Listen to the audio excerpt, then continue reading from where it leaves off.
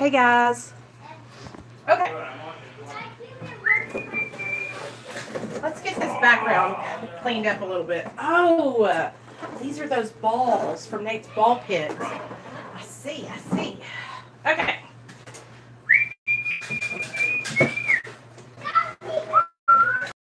Are y'all okay there? All right. Okay. Here we go. All right. Y'all, hey Clancy, what's up? Okay, guys. How's everybody doing? Talk about recovery from addiction, and I share my life with you. Welcome, all my new subscribers. I'm super pumped to have you guys here. Tonight, we're going to talk about recovery for the agnostic, and I'm going to share with you guys some information about, if you don't have a higher power, you don't believe in Jesus or God or whoever, because it's going to explain that the program of recovery that I work, which is a 12-step program, it's not a religious program, you guys. It's a spiritual program, and it's a program for you. It's a program that you can mold to suit you. I mean, it's an awesome situation, but I want to share with you guys what I've learned. And hey, Rob, and how, when I first came into the program, I was estranged from my higher power. Okay, so, oh, it's okay. We're cool, George. You got us. You got me. You got Jason. You got Jexy. You got us, man. You're cool with us, dude. There's only a couple people, and those people. Listen to me, George. This is what I've learned, okay? This is a good learning, this is a good teaching moment for all of us. You guys, not everybody is going to like us, okay? And I've learned that the hard way because I have such a strong personality, okay? So what will happen is, I'll get so excited because I've made friends and I'm making new friends. And then, what will happen is our personalities might not go together, and that's okay. It's okay to not like somebody, but just it's better to just be respectful and kind. Let's not. Ooh, that's better, isn't it, guys? Okay. So that's the thing, you guys. I am like, if people aren't here to support me, then I'm not paying them no mind. You know what I mean? Like, we don't have time for that. We're trying to stay sober today and live our lives right, y'all. And that's what we got to focus on, okay? We got to focus on the people who are trying to help us stay on track. Not the people who are going to drag you down. Because those people are not doing, they're not trying to do the same thing we're trying to do, you guys. We're over here trying to live our lives right. You see Papa right there? That's Dill's dad. He passed away July 2.5, 3 years ago. So, first of all, we're going to start out, and I'm going to tell you guys a little bit about my story, because I don't know if all of you guys know. And then we'll move on into the agnostics. So my name's Nicole, and I'm a recovering addict. My sobriety date is July 13th, 2015. I'm currently on 10 milligrams of Suboxone. I started out on 12, but I'm on a taper program, and now I'm down to 10. I started out in August of 2015, and so I've been on it for almost 4 years now, and I didn't know if I ever wanted to get off, but lately here I've just had this feeling inside that maybe I should try to taper, and so that's what I've been doing. I don't know if I'll taper and if it will work. I might taper and decide that I don't like it and get back on, right? But that's in the future, and I haven't came to that point yet, so I'm not really, worried about it right now. I'm really trying to focus on just building my recovery, staying sober, making good decisions, working on my health, drinking more water, trying to eat more healthy, drop a couple pounds, just life stuff. Take care of my son, take care of my husband. Me and Neil are looking at, trying to buy our own house, because this is a house that we rent from my mother-in-law. So, if we're able to get our own house, then I'm going to be super busy with, like, cleaning and like, getting this house straightened out down from 8. Yeah, and George, Baby, listen to me, okay? I'm telling you right now. When you're going from, when you're tapering down from benzodiazepines, you're going to go through lulls where you like drop down real low and you're depressed, and then you'll have days where you're really good, and then you'll have days when you're not. What you have to do is get on a schedule where you're staying connected, okay? Where you're staying connected with your sober support system, your people that you have there in real life, and your people that you have here online, okay? And then you need to start taking time where you do things specifically for your recovery, for George. If that means George likes to take hot baths on Saturdays and then get himself all lotioned up and get a facial and get his hair cut, but you need to start practicing self-care and things that you can do that make you feel good about yourself. And then start practicing, affirmations, positive affirmations, like look in the mirror and tell yourself, I'm proud of you, man. That's what I do. I look at myself in the mirror, you guys, and sometimes I'm like, girl, you are a miracle. I am so proud of you. I tell myself that. I'm like, because it's true. Like, I'm still in like, sometimes I'm still in awe that I'm not shooting dope, It's a miracle, you guys. It's a miracle, and you are a miracle, okay? You have to start realizing that. You were chosen you have been chosen to, okay? It's a hell, okay? We talking about how they weren't really wanting to do 12 steps because they don't believe in God. And they feel like because God has said in some of the steps, in the 12 steps, that they thought it was more of a religious program. And that's why I wanted to read this chapter called We Agnostics. And it's specifically for the agnostic recovery person. So, and I started out as agnostic, you guys. Like, I didn't have any connection with my higher power. I was so mad at him. I resented him. And is it okay now? Okay, I resented him because I felt like, you know what? you haven't been here for me. But what I finally realized is that it was because I had left my higher power, okay? I had dropped that relationship. When I say higher power, you guys, that is your understanding of a power greater than yourself, okay? It could be your spiritual self. It could be your inner self.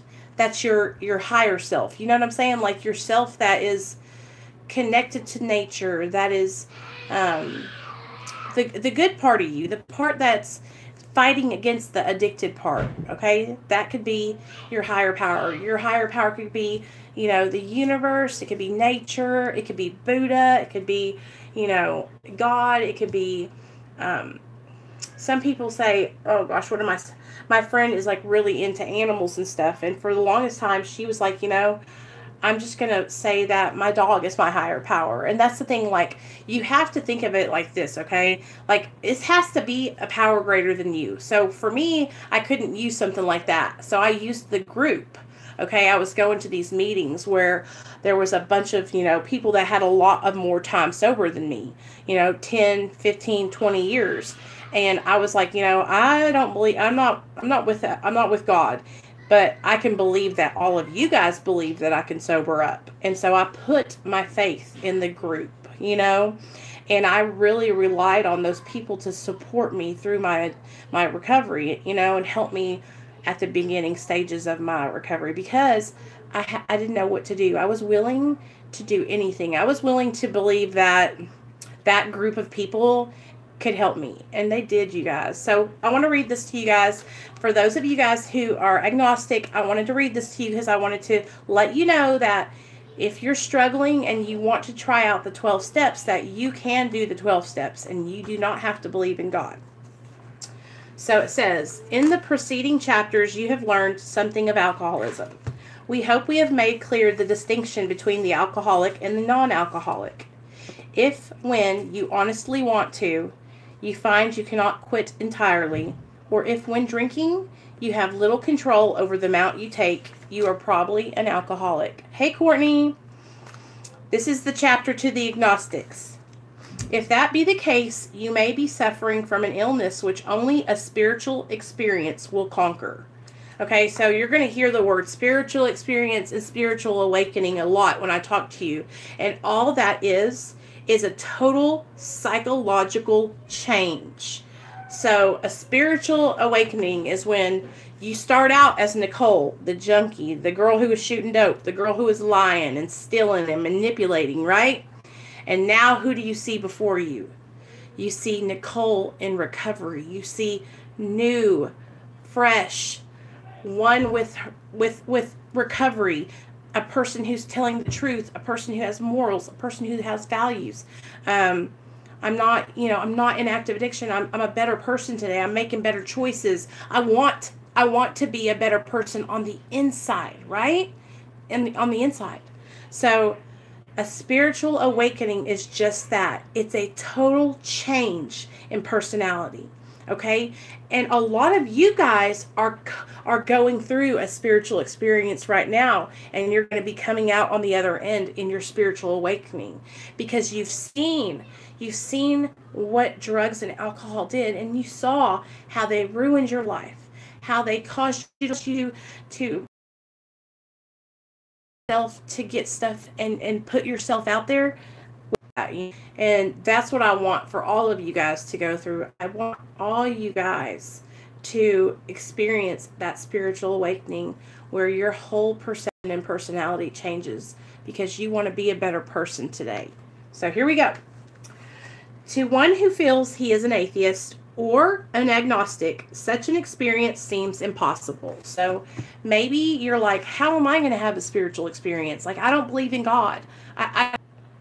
I'm about to be so mad, you guys, if my Wi-Fi keeps doing this. I'm so sorry. Y'all let me know. Okay. So, if he keeps going, then his life is going to be a disaster. So here we go.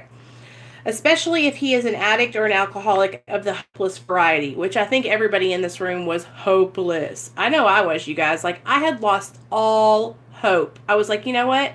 I'm going to die. I'm going to die. I'm going to die on drugs. This is my life. This is what, hey, Amy, this is what I have in store. You know, I'm going to lose everything. To be doomed to an alcoholic death or to live on a spiritual basis are not about half our fellowship or of exactly that type. So half of the fellowship of AA, agnostic, alcoholics. But after a while, we have to face the fact that we must find a spiritual basis of life or else. Perhaps it is going to be that way with you. But cheer up. You need not be disconcerted. If a mere code of morals or a better philosophy of life were sufficient to overcome alcoholism, many of us would have been recovered long ago. But we found that such codes and we could wish to be philosophically comforted. In fact, we could will these things.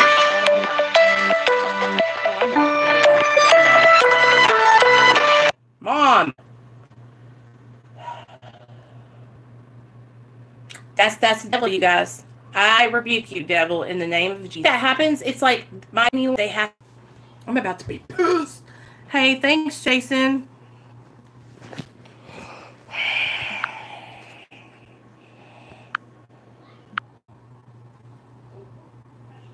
Okay.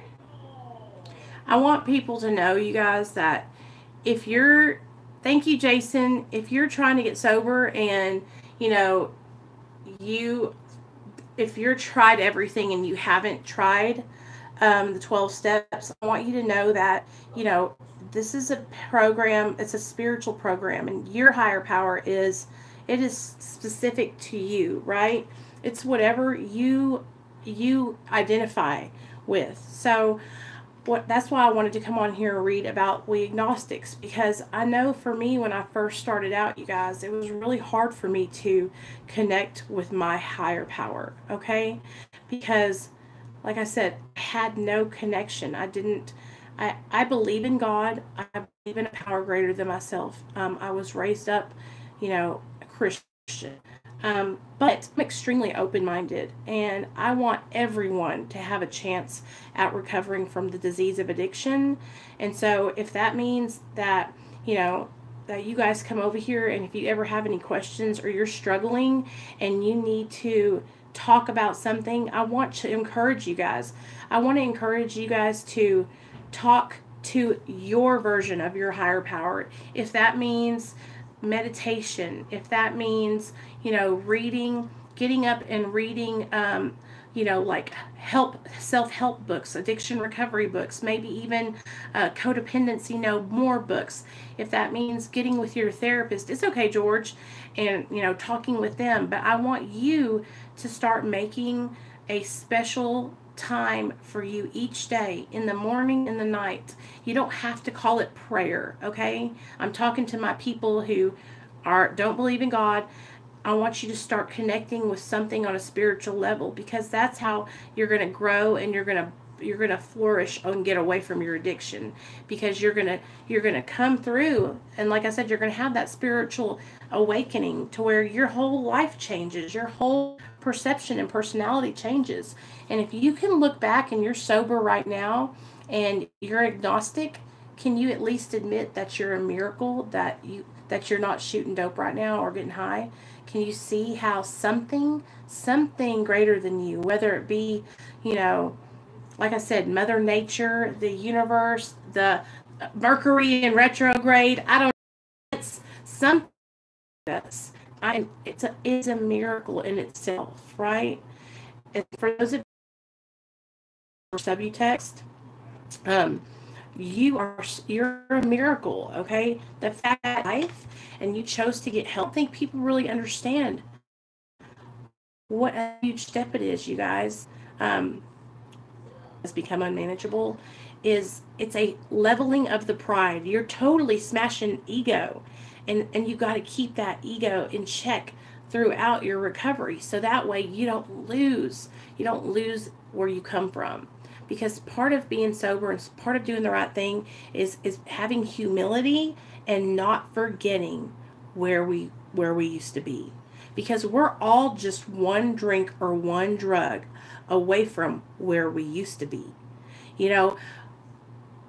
Here in the book, it always tells us, like, it's not about the 5th, 6th, 7th, and 8th drug or drink. You guys, it's about the first pill, the first drink, the first shot.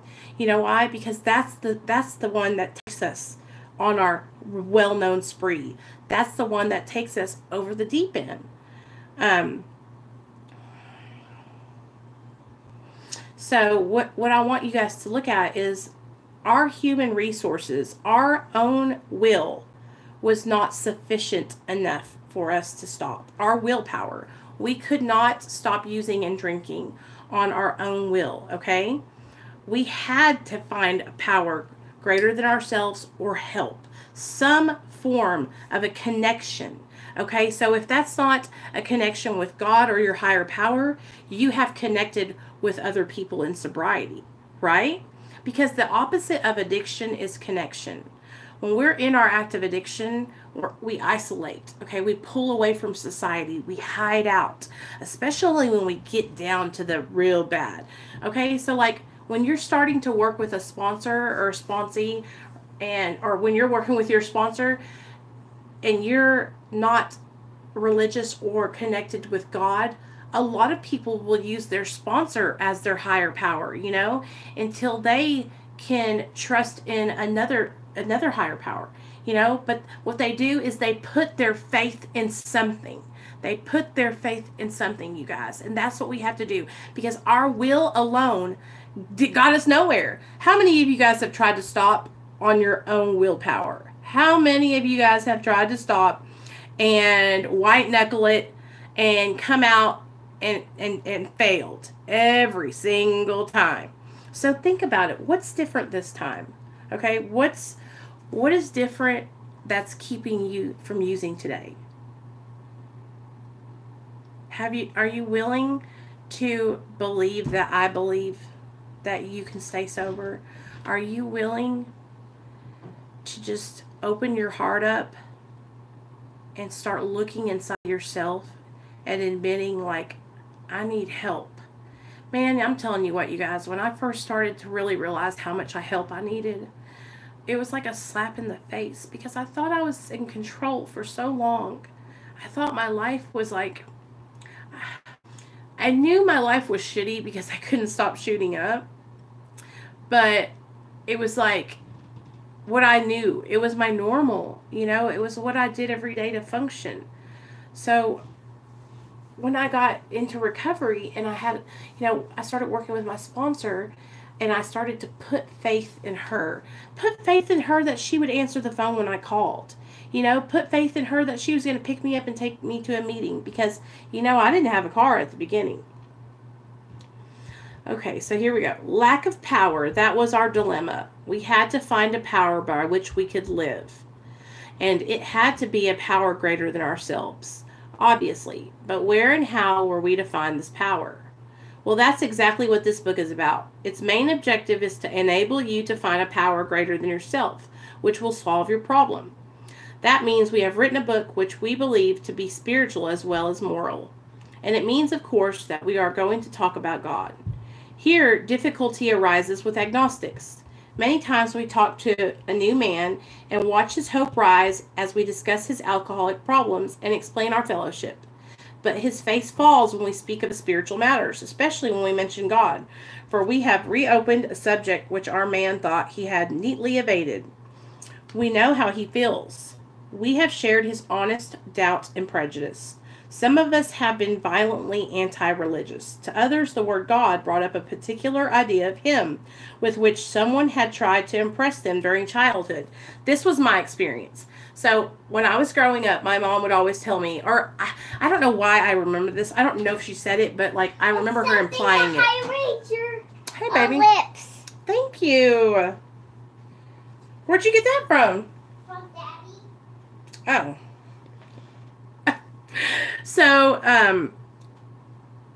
when I was growing up, my mom would always tell me, or she would like kind of not say it, but she would kind of tell me that, you know, because this is how we were raised, that if we had sex before marriage, that you would go to hell, right?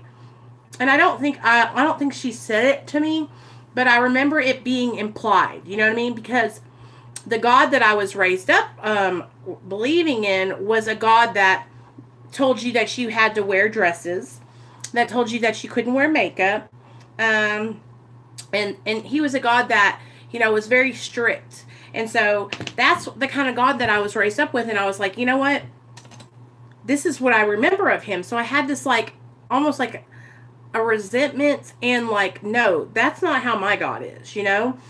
But that's the thing. I've had through the program, you guys, and working through the steps and like learning in my recovery and growing, I've got my own idea of who my higher power is, right? To others, the word, okay, perhaps we rejected this particular and in the God beyond ourselves was somewhat weak, even cowardly. We looked upon this world of warring individuals and an inexplicable calamity with deep skepticism. We looked askance at many individuals who claimed to be godly. How could a supreme being have anything to do with it all? And who could comprehend a supreme being anyhow? Yet in other moments, we found ourselves thinking, when enchanted by a starlit night, who made all of this? There was a feeling of awe and wonder, but it was fleeting and soon lost. We found that as soon as we were able to lay aside prejudice and express even a willingness to believe in a power greater than ourselves, we commenced to get results. Even though it was impossible for any of us to fully define or comprehend that power. Much to our relief, we discovered we did not need to consider another's conception. Our own conception, however inadequate, was sufficient to make the approach and to effect a contact.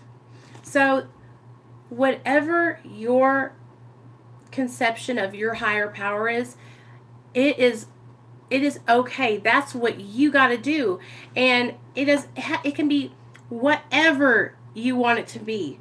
But what you're doing is you're just being willing enough to believe in a power greater than you.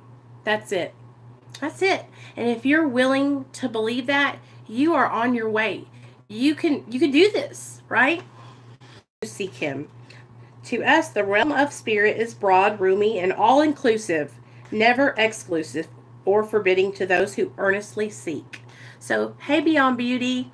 So if you're earnestly seeking recovery, you guys, that's all you've got to do is put your all the effort that you put into drinking and drugging, put that into seeking the truth, seeking recovery, seeking happiness, okay? Being present in your family's lives, being present in your own life, being present in your kids' lives, being present in your cat's lives, your dog's lives, being a part of seeking the truth, seeking recovery.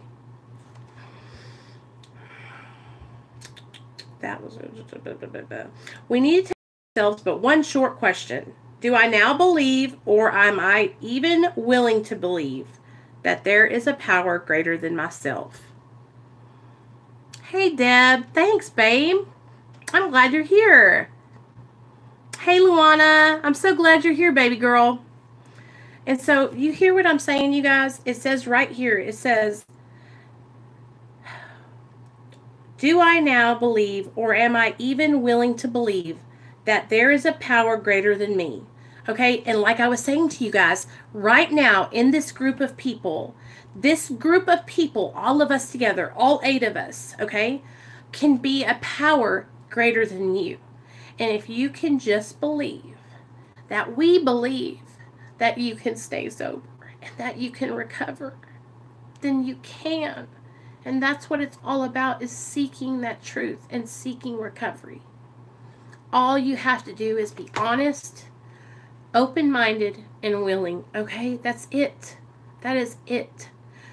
I used to fight so hard against recovery, you guys. I used to fight so hard against being honest, being open-minded, and being willing. I only wanted to take out certain parts of everything, right? I couldn't do that part. I don't like that. Oh, go to a meeting? Oh no, you got me messed up. I'm not doing that. I mean, I had an answer for everything, and it's like I just got to a point. Hold on, let me unplug this phone. Okay, there we go. I just got to a point where I was like so desperate that I was like, you know what? Screw it. I will do whatever these people ask me to do because I need help. And I cannot live my life another day like this. Because if I keep living my life like this, I'm never going to make it. I'm not going to live. I'm going to die. I'm going to lose my son. And I'm never going to see my family again. And I had already been so far away from my family. I had already been away from my parents for like 7 years, you know? And my son was living in a foster home. He was only 1 year old. So it was like I had gotten to this point where I was at the end of my rope, you guys. And I was like, fuck it. I'm surrendering, you know? It was like, I look back on it and I'm like, damn, I had so much fight in me for so long. It was like I was fighting against staying sober. I was fighting against listening to what someone else that had been through it was trying to help me with, you know, because I thought I knew what was best for me. But that's the thing, you guys, like when we've been in active addiction for 5, 10, 15, 20 years, we have no idea what's good for us anymore. We don't know how to make healthy decisions. And we need someone who has been practicing at making good decisions and knowing what's good for themselves. We need someone's help to guide us when we first get into recovery. I mean, I still need help. You know, I will need help until the day I die, you guys, because every day I learn something new. Every day I realize a new character flaw I have and something else that I really need to work on changing, you know?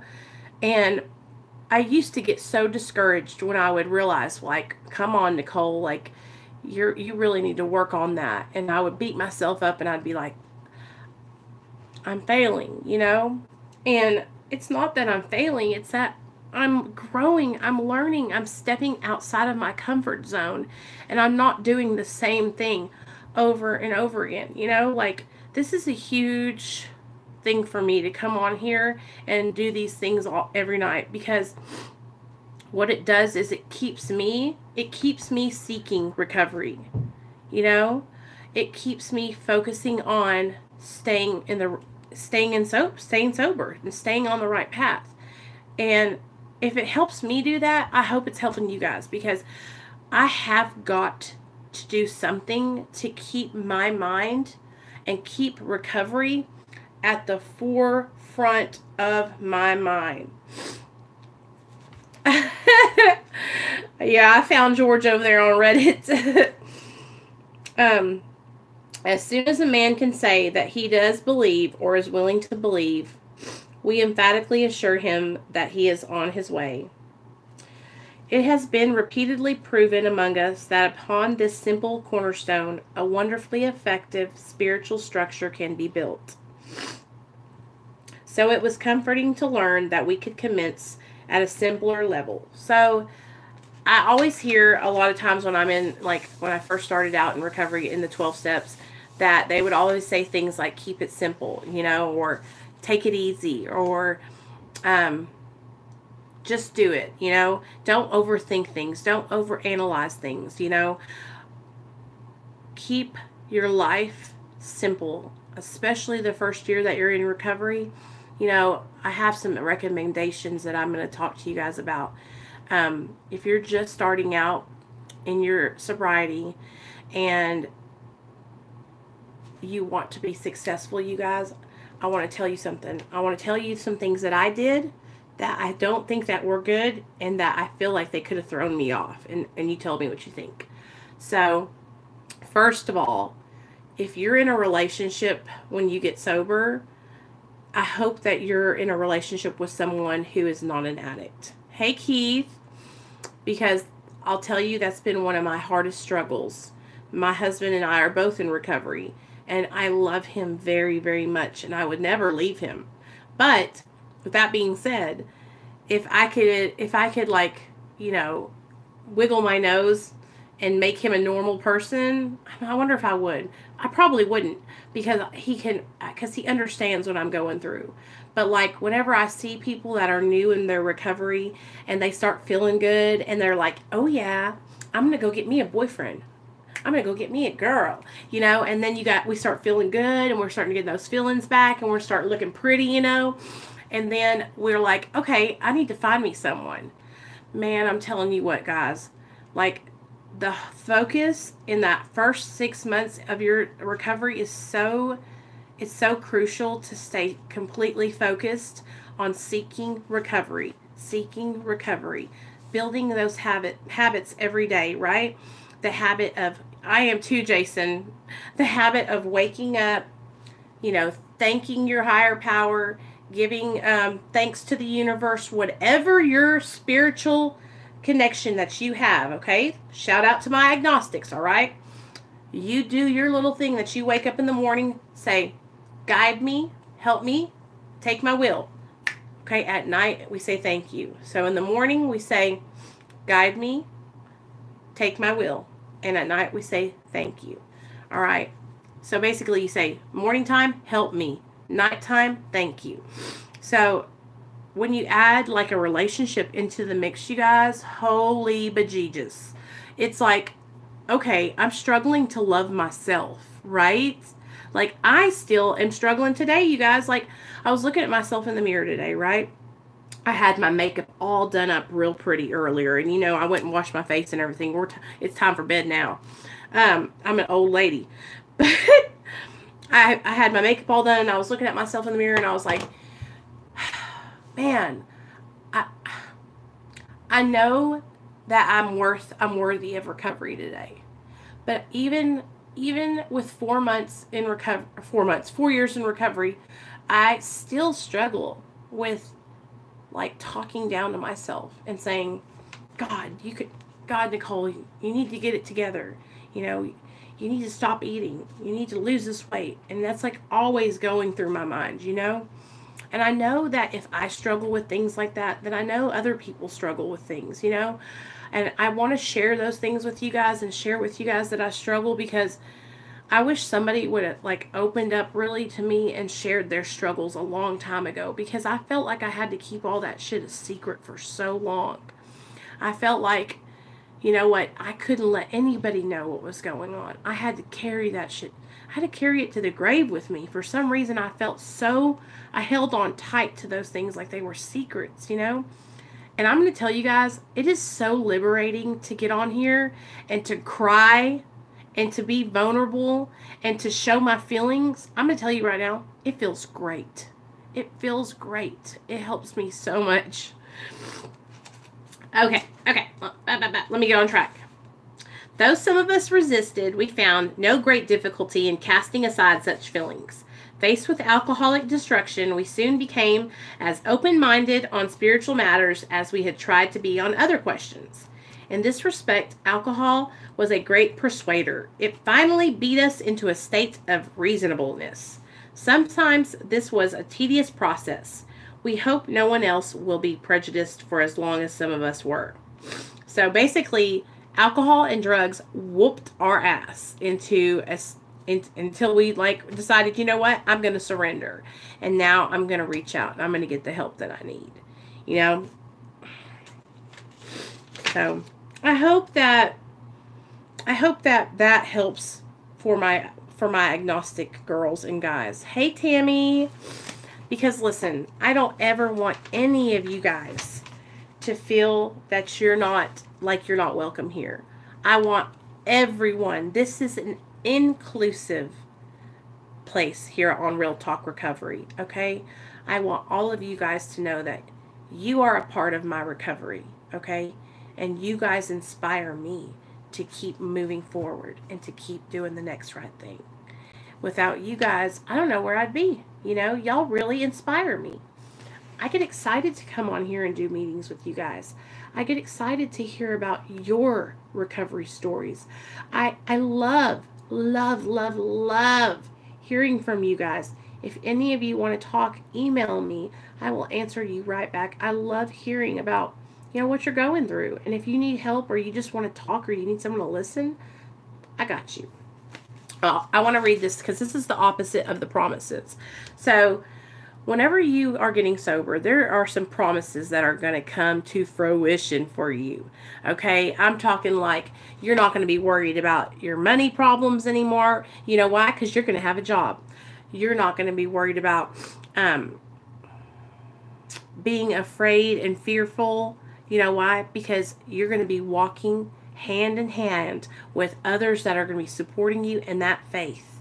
So there's all these promises that are going to start to come true for you while you're living sober, because all the things that you were doing in active addiction, you know, you're turning those around to positive things.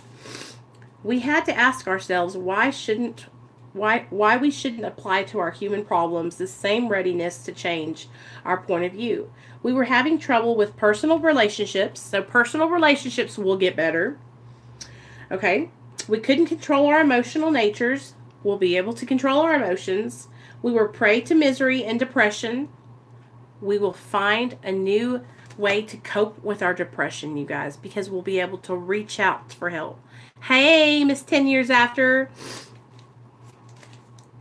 If you're struggling with depression or anxiety, I want you guys to know you're not alone too, just so you know, because that's a whole nother video. You know what? That's what we're going to talk about tomorrow night. We're going to talk about mental health, and I'm going to share with you guys some of the stuff I struggle with on a daily basis, because I think that, you know, a lot of us, I don't know if you guys get nervous to talk about mental illnesses or anything, but I know for the longest time, like, I almost felt like judged, you know, if I shared anything about what I felt that was going on in here. And a lot of the times I'm really like, I know you guys know, I'm very emotionally up and down because I'm raw. It's like my nerve endings are just like showing, you know, and it's because I'm sober and I don't have all those drugs, you know, dumbing me down anymore. So I feel feelings like tenfold. They're so powerful. Okay, we couldn't make a living. We had a feeling of uselessness. We were full of fear. So when you get sober, those promises, you are going to have a new, like, you'll have things to do. You'll be useful. Deb, I'm so sorry. Can you still see me, sweetheart? This is just making me so upset. I have Wi-Fi, and I just don't understand why it keeps buffering like that. Okay. Okay, so here we go. We were unhappy. We couldn't seem to be of real help to other people. Was not a basic solution of these benevolence more important than whether we should see newsreels of lunar flight? Of course it was. So today we can be of service to others, you guys, and that's a huge, huge step in the right direction. Like, I could have, it's a huge freaking accomplishment. I could have never, hey Charlotte, I could have never come on here and shared recovery with anybody before because I couldn't even keep my eyes open, you know? And for those of you that were like functioning in your addiction, I know that maybe you might not be able to relate to me being knotted out like me, right? But think of the things that have changed in your life since you've gotten sober, okay? If you look back to when you were using pills or drinking and how you would have to sneak around behind your family members' backs, or you would have to make sure that you got your kids early because you knew you weren't going to be able to drive. I mean, all these things, like, we don't live like that anymore. You know, today we're able to thrive and like help others. And that's one of the biggest things that has helped me so much is being able to connect with others, you guys, and hear their struggles, you know, and hear what they have overcome, because it gives me hope.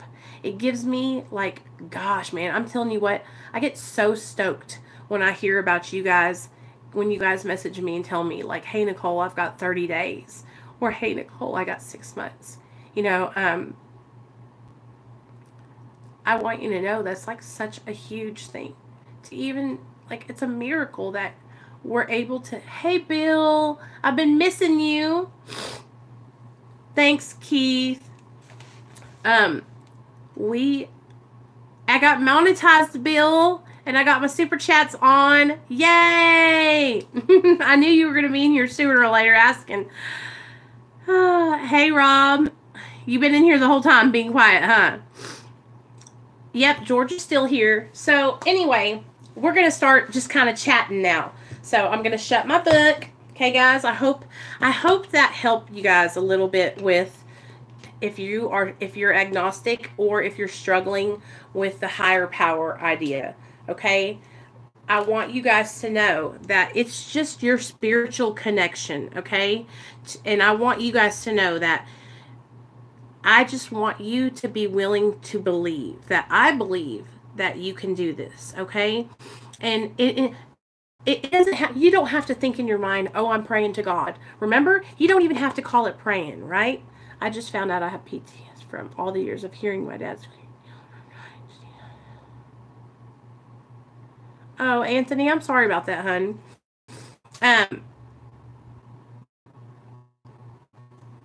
When you wake up, help me. That's all. Just say, help me. All right? And then at night out there that are struggling, I just want you to try it. Say, help me, and then say thank you. And then say this recovery goal together, you guys. Good job, Charlotte. I'm so proud of you. Good job. How can you share with us what inspired you to get off, or how you did it? A lot of us here are on medically assisted treatment, and some of us are working towards getting off. Some of us are, you know, not there yet. Some of us might be on it for the rest of our lives. You know, we're just kind of like playing it by ear. But this is a meeting, you guys, where everyone is welcome. So if you're on MAT, you're welcome. If you're abstinent, you're welcome. I want everybody to just feel comfortable here and respect each other's recovery and all that good stuff. You feel me? I just want you guys to know that we're all on the same journey together. Okay? And like, have you guys ever heard that saying? I think I've said it to you guys before. There's no race, okay? There are so many different paths to recovery, all right? So all of our paths are intertwining and curling. Some are going up hills. Some of us are on mountains. Some of us are totally flat land, right? Right? But guess what? None of us are to the finish line. And none of us are ever going to get there. You know why? Because recovery is a journey. There is no end. This is what we're going to be doing for the rest of our lives, right? Just being a better version of ourselves each day. So we look back on yesterday, right? We look back on yesterday, and you know what my goal is every morning? I look back on the day behind me, and I say, I want to be a little bit better today than I was yesterday. So if yesterday I was feeding into drama and being a little petty, that means today I'm going to stay away from drama, and I'm not going to be petty Betty. You know what I'm saying, you guys? And I'm telling you guys, like, take it down to the bare minimum. Simple, simple, simple, right? Listen, wake up in the morning and think. I want you guys all to start doing this, okay? Please listen to me. Wake up in the morning and get yourself a little notepad, right? And write down 3 things that you're grateful for every single morning. And don't write down the same thing twice. So do that for a week and let me know how your days go. Okay? So write down every morning. Write down, say, hey, Mandy, I'm so glad you're here, girl. So when you wake up in the morning, like, this is what we're going to do. I'm going to do it too. And I'll tell you guys the 3 things I'm grateful for every evening when we do our live stream. Okay? So wake up in the morning, write down your 3 grateful things. Okay? And watch how this changes your life, you guys. I'm not even kidding you. Okay? Just waking up and having that attitude of gratitude, okay? When I go into work in the morning, you guys, I'm around people who hate to be at work. They're upset. They're like, I don't want to be here, right? And you guys know how I am over here on my channel. I be whistling, I be singing Dixie and all kinds of stuff at my job, okay? And I go in and I'm like, twerking and all that kind of stuff. And I'm just chilling, right? I'm doing my work. Well, one day, I don't think a lot of you guys have heard this story. I was at work and I was having the greatest day. I was happy. I was just happy to be at work because I'm happy to have a job. Do y'all feel me? I'm happy to be able to wake up in the morning without having to shoot dope to get to my job. Okay? So when I go into work, I'm like, hey, what's up, man? Oh, hey. And I'm having a great time, right? Having a great time. Hey, Dragon Lady. And so one day I was at work. Oh, thanks, Bill. Shout out Bill Smith. Thanks, buddy. Love you. I get there to work and I'm whistling Dixie and I'm doing my work. And this man walks up to me and goes, what are you so fucking happy about? I was like, what? Everybody hashtag Bill Smith. I'm just happy to be alive. Well, can you stop whistling? So today, I can't be happy to be alive today. Y'all don't, I know you guys know what I'm talking about. When you're happy to be alive because you've been overdosing so many times that you wake up in a coma in the hospital, I'm happy to be alive, y'all. I'm happy to be alive. I'm so grateful to have a job.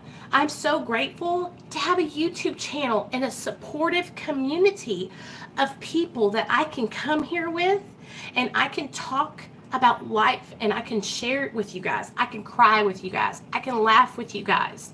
You know, I really, really, really want to keep my channel like it is with support and love and kindness and recovery. You know, I want you guys to be able to share your stories with each other and share where you've come out from the depths of hell. Do you understand what I'm saying? Because here's the deal. With recovery from addiction and drama and everything, it doesn't mix here. You know what I mean? And me, I be crying. I cry. I get my feelings hurt because you know what? I'm a better person today, and I don't want to hurt anyone else. You know, I want to help other people. I don't want to leave I don't want to leave a print where I was hurting and harming others, you know? Hey, Carrie.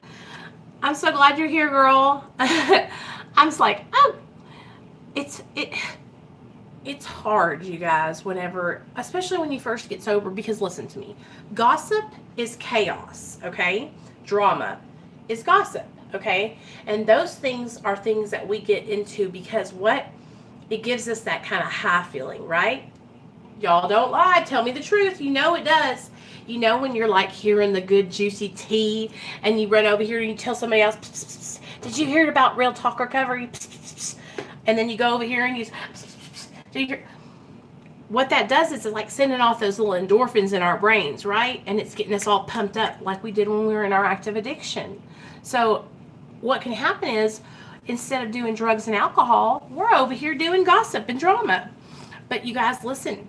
What happens though, because us drug addicts, we have to keep our side of the street clean, right? When we hurt or harm someone, we have to go to that person and make it right, make an amends to that person, because what happens is those amends start piling, those resentments start piling up on top of each other, right? And that shit, we carry it like luggage on our back, okay? And when you're carrying all that resentment, all that hatred, all that drama, all that chaos on your back, you can't carry it, you guys. You end up falling. And then you know what happens when you fall? That's where the relapses start happening. That's where I start seeing people acting out of character, slamming each other, hurting each other, you know? Instead of taking part in those kind of things, I want each and every one of you to start taking the high road. Because you know what?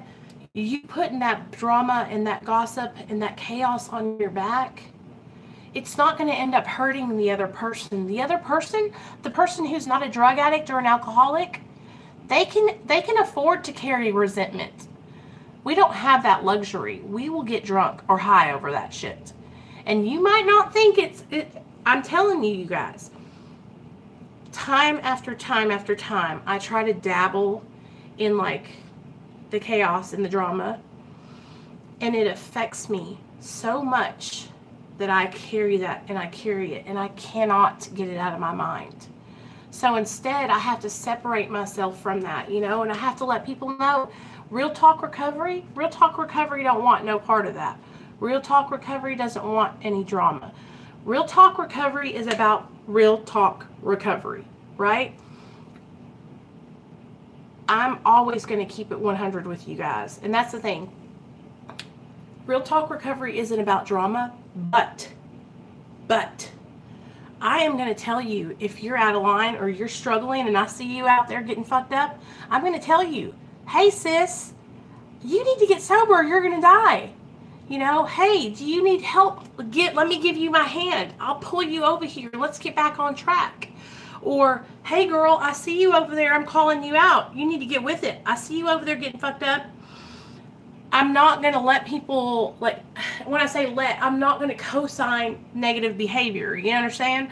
Like, if I see someone struggling, I'm going to call them and say, hey, I see you're struggling. I'm here for you. Let's get out of that. Let's not stay in that.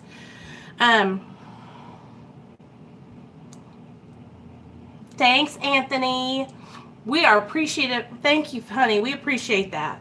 I want you guys to understand that when I'm telling you I'm worried about you and I'm saying, hey, like, listen, I see you've been acting differently. I see that you are, you know, bickering with somebody, or you said you were taking Xanax and drinking, or you said you were eating methadone and taking Xanax, and I confront you about it.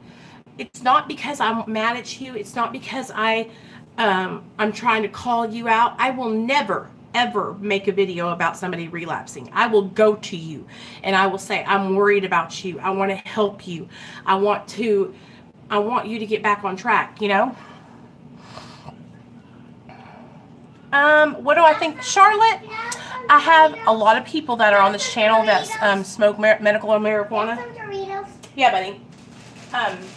And I personally don't do it, but I don't think there's anything wrong with it. Here you go. That's all there. Sorry, baby.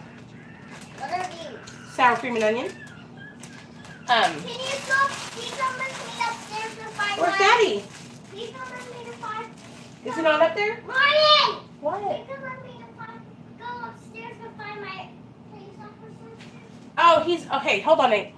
Let's make sure. Like what? Okay. So anyway, I think that a lot of people benefit from medical marijuana. Charlotte, the only thing that I say about weed that worries me is if you're buying it from a drug dealer and you're getting it off the streets. Then that worries me, because I feel like that's putting you in, that could put you in a compromising situation. Do you understand what I'm saying? But other than that, I think a lot of people benefit from medical marijuana. I personally don't have a medical marijuana card, so I don't smoke, and I couldn't, because I am on medically assisted treatment, and the doctor I go to, if I smoked, he wouldn't let me, he would almost like make me stay back a phase, right? But the only thing I have with weed is I don't want you guys buying it from a drug dealer. I want you to get your medical marijuana card and get it legally, because when you're buying it from a drug dealer, you could, what if that drug dealer has cocaine one day? What if the drug dealer has Roxy one day? What if the drug dealer has crack cocaine? And he comes over and he says, hey man, I got this extra. I remember you used to like it.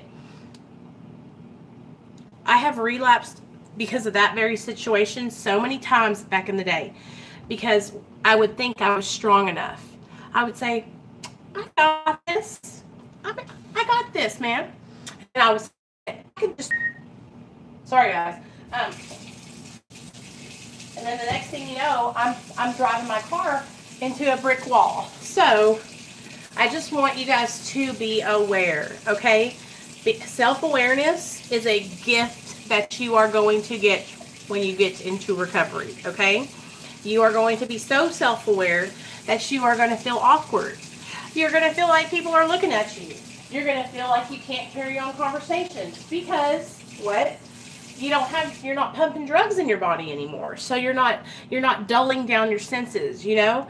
So I remember when I first started going shopping and going out with my husband to run errands, I would talk to every single person that I saw in the grocery store, you guys, and tell them that I was sober because I was so excited to not be high and not be fucking my life up. I'm serious. So I would meet these girls and I would be in there picking up some stuff and I'd be like, yeah, I've got 6 months sober. I used to shoot dope. And I would be so awkward. But it was because I was just so excited to not be shooting dope, you know? Jason, I'm not even lying to you guys. I'm so serious. This lip gloss is all over my face. It's just and then what would happen is I started running into people I used to use and drink with, right? Hey guys, what's up? Hey, I'm sober. I'm sober. The other day, well, not the other day, but a couple of months ago, I ran into my old dealer on Main Street, and he goes, hey, Nicole. And I was getting out of my car, and I looked at me, you guys, go, I'm sober as a judge, before he could even walk up to me, because I was just you know, I bought dope from that guy for 10 years. You know, that's a habit that I practiced and practiced and practiced and practiced. It's sometimes we go on autopilot, you guys. It is hard, Charlotte. It is so important for us to connect with each other and talk and process through what we're feeling. You know, girl, I cry all the time. Don't even be it. Listen, go through my videos and watch them. You'll see I cry all the time. I get pissed. I haven't felt feelings like this in over 12 years. You know, I don't want to not feel anymore. I want to feel feelings. I want to be happy. I want to help others. I want to be a part of my son's life. You know what Nate we're doing today, you guys? Me and Nate, my son, he's 4. We were listening to this song called The Greatest Show. And guess what? We were dancing. We both put hats on, and we had little sticks, and we were dancing. And I could have never done that with him. You know, I wouldn't have even got up to go dance with my son. Because I couldn't, because I was nodding out all the time, or I would be so spun out that I wouldn't get up because I would think people were after me. I would think people were outside, or I would be calling the police on myself.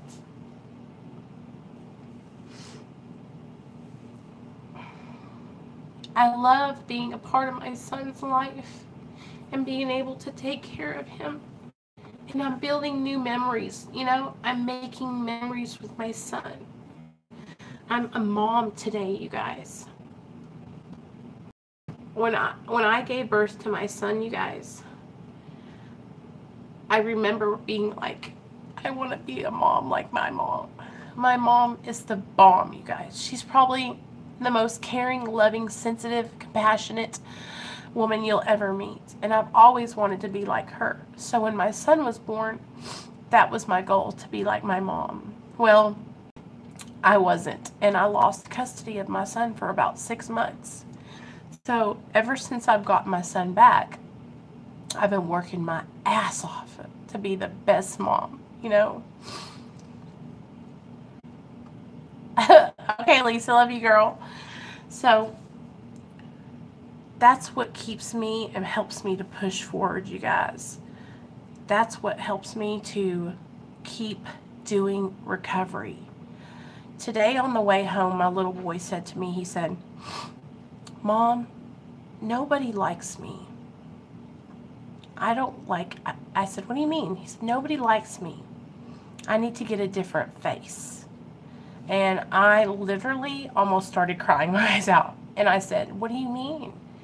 Well, I don't like my face. I want to change it. And I sat there for a second. I'm driving, remember? And I said, Nathaniel, you are absolutely perfect. Do you know that you were made just the way you are, just the way you look, perfectly for me to save my life? If you guys aren't familiar with my story, my son saved my life. If it wasn't for my child being born and taken from me, I would have never gotten sober. So ever since I've gotten sober, I tell my son that he saved my life. And so now he'll walk up to me and he'll say, am I Jesus because I saved your life? And I'll say, no, you're Nate and you saved my life. So today when we were driving, I took that opportunity to let him know how perfect he is and that he was made just the way he was because God knew that I needed him, and that saved my life. You know, having my son taken gave me the motivation to make changes, you guys. And I am so grateful. I am so grateful today for that. I am so lucky and blessed to have a little boy who believes in me like my son does. And you guys, I want you guys to know that whatever you're going through, you can overcome it, because I'm overcoming mine. And I'm telling you right now, I could tell you stories for days on my addiction and how far out I went with my addiction. And I promise you that if I can do this, anyone can. Anyone can. If I put my life together, you guys can do this too. I promise you, you can. Okay? I promise. Oh, George is in the UK. Channel, you guys, we're monetized now. And thank you to Bill and to Jason for the super chats. Y'all are so freaking amazing. I love y'all. And don't anybody feel pressured, okay? You do not have to send me money. I appreciate if you do, but you don't have to, all right? My channel is going to remain just like it is. I did set up a Patreon, and if you guys want to check that out, you can. I'll link it in the comments when I get off here. But tomorrow, me Neil and Nate are going to get Neil's. I'm going to sit down and I'm going to talk with my dad and see if he'll do a video with me and Neil. So it'll be me, Neil, my mom, and my dad tomorrow on a video, because I think we're going to stay the night with my parents. So, and then maybe even tomorrow night we'll do a live stream with my sister, and you guys are going to laugh your asses off. Oh, Dragon Lady, I'm so glad you're here, girl. You don't have to be an addict. Okay, Charlotte, I love you, girl. Thanks for coming in. I'm so glad you're here. You guys, and that's the thing, let me tell you that. Tomorrow night, same time, 8 p.m. Central Standard Time, but you'll see me in the morning. I'll probably come on in the morning, too. I always do. Thanks, Mandy. I love you, too. Thanks, Anthony. I love you, too, buddy. I love you, Jason. So tomorrow, you guys, we'll do a live stream tomorrow morning when I get to my parents. It'll probably be like at 10 a.m. Central Standard Time, and then we'll do one at 8. But I just want you guys to know, like, thank you so much for being a part of my recovery. Thank you for helping me with my channel. Thank you for, like, talking with me and messaging me. Like, I really want you guys to know, if any of you guys want to talk back and forth with me, you can DM me on Twitter or DM me on Instagram. I always answer my messages. Always. And I shout out to Mandy for shouting me out today in Mama Beth and Mandy's live stream. That was so nice of you. You're welcome, Charlotte. Anytime, girl. You're part of the family now. You're part of the family now. Well, Carrie, I know how to get a hold of you, girl.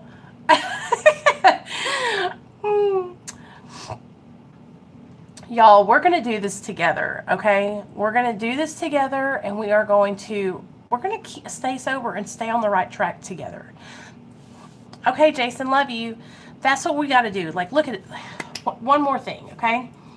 What we're doing, you guys, is we're becoming better versions of ourselves. You know, we spent our lives out there in the madness, right? And even if you're not an addict, okay? For my non-addicts, okay? It's time to start loving you, okay? If you haven't been giving it your all and loving yourself and taking care of yourself and focusing on what's good for you and your health, then I'm talking to you too.